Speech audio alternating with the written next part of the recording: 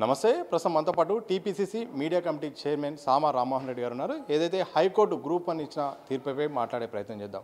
చాలా విమర్శలు ప్రభుత్వంపై, ఇటు ప్రతిపక్షాలు కూడా పెద్ద ఎత్తున రాద్ధాంతం చేశాయి. ఏకంగా 3 కోట్ల వరకు కూడా అమ్ముకున్నారు ఈ సీట్లను అంటూ కూడా పెద్ద ఎత్తున ప్రచారం జరుగుతున్న నేపథ్యంలో హైకోర్టు స్టే విధించడం, అలాగే దీని పట్ల ఇప్పుడున్న పరిస్థితుల్లో ఏం రియాక్ట్ అవుతుంది? ఇప్పుడు అట్లాంటి చిల్లర రాజకీయం చేసినటువంటి బీజేపీ బీఆర్ఎస్ నాయకులు జవాబులు చెప్పాలి. ఎందుకనంటే ఈరోజు న్యాయస్థానంలో న్యాయం అనేటటువంటిది గెలిచింది. సరే, అదే హైకోర్టులో సింగిల్ జడ్జి గారు ఇచ్చినటువంటి దాన్ని మేము శిరసా వహించినాం, మేము ఎక్కడ కూడా దాన్ని ఖండించింది కానీ ఇంకోటి కానీ ఇక్కడ లేకుండే. కానీ అవకాశవాద నాయకులు అనేటటువంటి వాళ్ళు వారి యొక్క అసలు రూపం బయట చూపిస్తారు. కాబట్టి గ్రూప్ 1 కొలువుల వ్యవహారంలో రాజకీయం చేయదలుచుకొని కుట్రపూరితంగా అసలు కోర్టులో సబ్జెక్ట్ మ్యాటర్ అనేటటువంటిది రీవాల్యుయేషన్ మీద ఉంటే బయటకు వచ్చి 3 కోట్లకి పేపర్లు అమ్ముకుర్రని, లేకపోతే లీకేజ్ అయిందని, లేకపోతే అక్రమాలు జరిగినాయని, దొడ్డిదారిని ఇంకోరు అపాయింట్మెంట్లు అయ్యారని వాళ్ళకి నోటికి వచ్చినట్టు ఒక చదువుకున్నోడు మాట్లాడినట్టయితే ఎవరు కూడా మాట్లాడలేదు, బీజేపీ నాయకులైనా బీఆర్ఎస్ నాయకులైనా. కానీ నోటికి వచ్చినట్టు రాజకీయం చేసేసేసి పాపం 563 కొలువులను ఆపేటటువంటి కుట్రలు చేసినటువంటి వీళ్ళకి ఇది పెద్ద చెంపపెట్టుగా నేను భావిస్తా ఉన్నాను. ఎందుకు అనంటే టీజీపీఎస్సీ తన యొక్క స్వతంత్ర పరిపత్తితోటి పారదర్శకంగా మెలగాల్సినటువంటి అవసరం ఉండి గత 10 సంవత్సరాల్లో ఏ రోజు కూడా ఒక పరీక్షలు సక్రమంగా నిర్వహించలేనటువంటి పరిస్థితి నుంచి మా ప్రజాప్రభుత్వంలో పరీక్షలు అనేటటువంటిది మేము సక్రమంగా నిర్వహించగలిగినాం.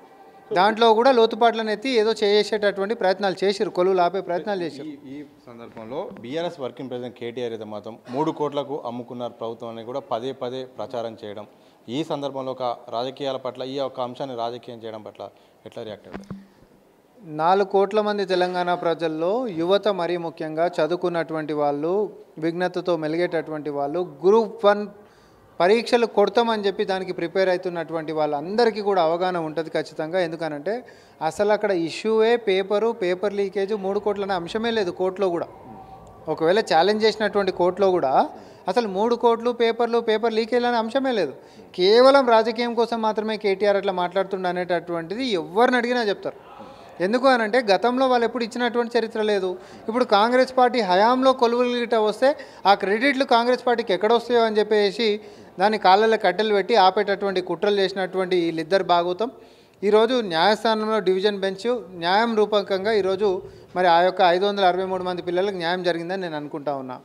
అండ్ ఆ రిట్ అపీల్స్ ఏవైతే ఫైనల్ అవుట్కమ్ మీదనే సబ్జెక్ట్ మ్యాటర్లో ఈరోజు వారి యొక్క కొలువుల యొక్క అపాయింట్మెంట్ కూడా కండిషన్ అనేటటువంటిది ఉంది. అక్కడ కూడా న్యాయమే గెలుస్తుంది అనేటటువంటి నమ్మకం మాకు ఖచ్చితంగా ఉంది.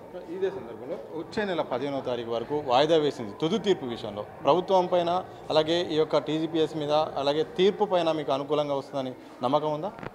న్యాయస్థానాల మీద అందుకనే కదా ఎప్పుడైనా కూడా అప్పీల్ అనేటటువంటిది ఏంటిది, నాకు ఈ కోర్టులో న్యాయం జరగలేదు అని అంటే పై కోర్టుకు పోయేటటువంటి వ్యవస్థ న్యాయ వ్యవస్థలనే ఉంది.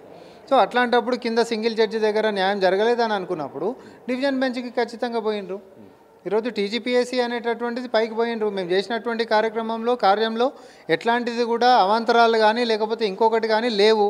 అట్లాంటప్పుడు కోర్టుని పక్కదారి పట్టించేటటువంటి విధంగా వారి యొక్క వాదనలు కానీ ఇంకోటి చేసిరు. కాబట్టి మీరు మళ్ళొకసారి వినాలనేటటువంటి వెసులుబాటు న్యాయస్థానమే ఇస్తుంది. కాబట్టి అప్పీల్కి పోతే ఈరోజు అప్పీల్ విన్నారు, ఒకరు కాదు 2 జడ్జీలు విన్నారు. అలా చీఫ్ జస్టిస్ గారు విన్నారు, ఇంకొక జడ్జి విన్నారు. మొత్తం కులంకుశంగా విన్న తర్వాత ఈరోజు న్యాయం అనేటటువంటి పిల్లలకు జరిగింది. సో దీన్ని మనందరం స్వాగతించాలి. మరీ ముఖ్యంగా కంటతడి పెట్టుకొని ఈరోజు మా పిల్లల పరిస్థితి, మా బతుకులు ఏమవుతాయో అని చెప్పి మీడియా ముందుకు వచ్చి మరి ఆవేదన వ్యక్తం చేసినటువంటి ఆ యొక్క తల్లిదండ్రులకి న్యాయ వ్యవస్థ, న్యాయం అనేటటువంటిది బతికే ఉంది.